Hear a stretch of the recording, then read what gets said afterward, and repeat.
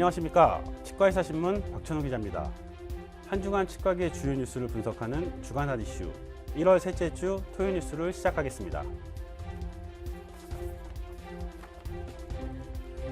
치과계 일부에서 의식화 진정 임플란트라는 용어를 수면 임플란트로 바꿔 사용할 수 있도록 허용해달라는 요구가 있었는데요.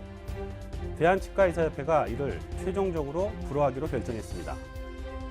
대한치과의사협회 의료광고심의위원회는 지난 1월 9일 열린 회의에서 의식화 진정법으로 표기하는 기존 결정을 유지하기로 결정했는데요. 치료 효과를 오인할 가능성이 크고 허위 과장으로 인한 위험성이 더 높다고 판단했습니다. 치과계 일각에서는 의과의 수면 내시경과 비교해 같은 약물을 쓰는 의식화 진정법을 통한 임플란트에 대해 수면 임플란트라는 용어를 사용해야 한다고 주장한 바 있는데요. 취업은 우선 의식화 진정법 자체가 환자를 수면 상태로 유도하는 것이 아니라 환자가 깨어있는 상태에서 깊은 진정을 유도하는 방법이고, 시술 중 일어난 일을 환자가 기억하지 못해서 수면에 빠진 것으로 착각하는 것일 뿐 실제 수면에 빠지게 하는 게 아니기 때문에 치료 효과를 오인할 가능성이 있다고 말했습니다. 의과 역시 수면 내시경이라는 용어가 부적절함을 인정하고 의식화 진정이라는 문구를 병기하고 있지만, 대다수의 내시경 환자가 의식화 진정법 내시경을 선택하고 있는 현실상 수면 내시경이라는 것이 사회적 보편성을 확보한 것으로 보고 있는데요. 치과는 임플란트 시술 시에 의식화 진정법이 활용되는 비율이 활용하지 않는 비율보다 절대적으로 낮아 수면 임플란트라는 용어가 사회적으로 보편성을 획득했다고 보기 어렵다는 이유도 포함됐습니다. 뿐만 아니라 내시경 시술과 동일한 진정제를 사용한다고 해도 임플란트 시술의 경우 내시경에 비해 상대적으로 긴 시간이 필요할 수 있고 신체적 부담이 증가할 수 있는 문제가 있죠.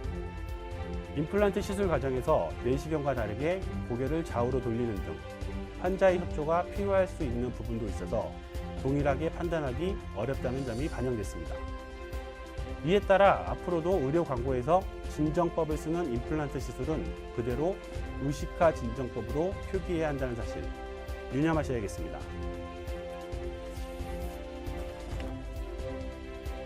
다음 소식입니다. 올해 신설된 건강보험 비급여 항목 전달드리겠습니다. 진료에 참고하시면 좋겠습니다. 지난 1월 1일부로 치아 외과적 정출술이 비급여 항목으로 신설됐습니다. 치관 연장술의 일종인 치아 외과적 정출술은 치아를 인위적으로 탈구시켜 보철 수복이 가능한 위치로 정출한 뒤 고정하는 기술인데요. 2022년 8월에 신의료기술로 등재된 바 있습니다. 치주 조직 손상을 줄일 수 있고 전치부 등의 심미적 목적으로 활용할 수 있는 장점이 있는데요. 제4절 치주질환 수술 초 113 심미적 치관 현성술 다음에 초 114 치아 외과적 정출술란이 신설된 겁니다. 이번 비급여 항목 신설에 따라 전치부 등 심미적 활용이 더욱 높아질 것으로 기대되고 있습니다. 이상으로 대놀 뉴스를 마칩니다. 고맙습니다. 곰탕은 8,000원, 특곰탕은 10,000원? 특곰탕은 뭐가 다른겨? 뭐가 달라서 다르겠쥬. 임플란트 하면 좋은겨? 뭐가 달라도 다르겠죠. 오스템 임플란트